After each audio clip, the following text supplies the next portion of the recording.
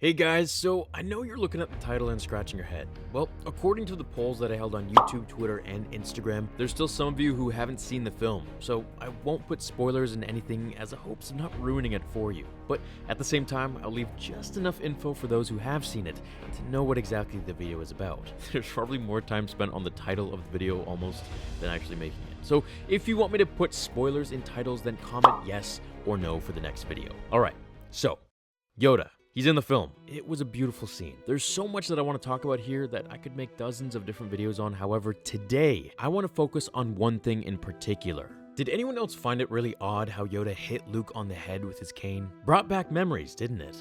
Yeah, dead people aren't supposed to be able to do that. So how did Yoda use his cane, which he shouldn't need anymore since he's a ghost, touch Luke with it twice? The answer to that is I really don't know. We don't have any canon explanation for this new force power, but I assume it's coming. That's something that we're gonna have to wait for the writers and directors to explain to us. So what can be answered in this video? Well, now we can speculate on what exactly to expect going forwards. This is a power that we haven't even seen in the newer comics. All of Yoda's abilities, for that matter, were new things that we've never seen before, which I'd like to talk about in separate videos as well. The Force Lightning, first of all. Yoda using Force Lightning is like Palpatine using a green lightsaber. It just blows away any preconceived information that we've had for the last 40 years about how the Force works. If this is the way that Star Wars is taking us, which obviously it is, then we need to open our minds up to things that we've never thought possible. Basically, all the limitations of being alive are now negated if you transcend into the Force, which obviously takes decades of Force training.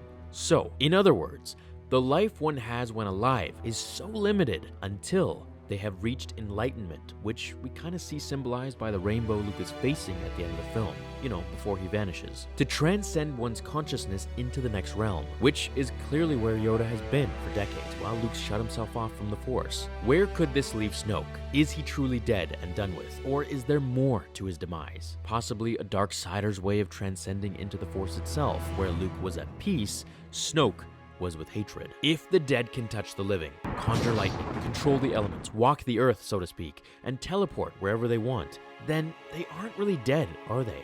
Or at least not to our definition of dead. In Star Wars, now, it seems that when you die, you actually become more powerful than when you were alive. I guess if we relate this to something like Dragon Ball Z, it's kind of like a Super Saiyan for a Force user. But it kind of just messes with our definition of dead, so we all think that, oh no, he's really gone. It's not an avenue I thought we'd explore, since the whole vulnerability of being dead or alive creates a sense of excitement and value to being alive itself. The game has now changed, and if Yoda can hit Luke with his dead cane from the afterlife, then Luke isn't really dead either, is he?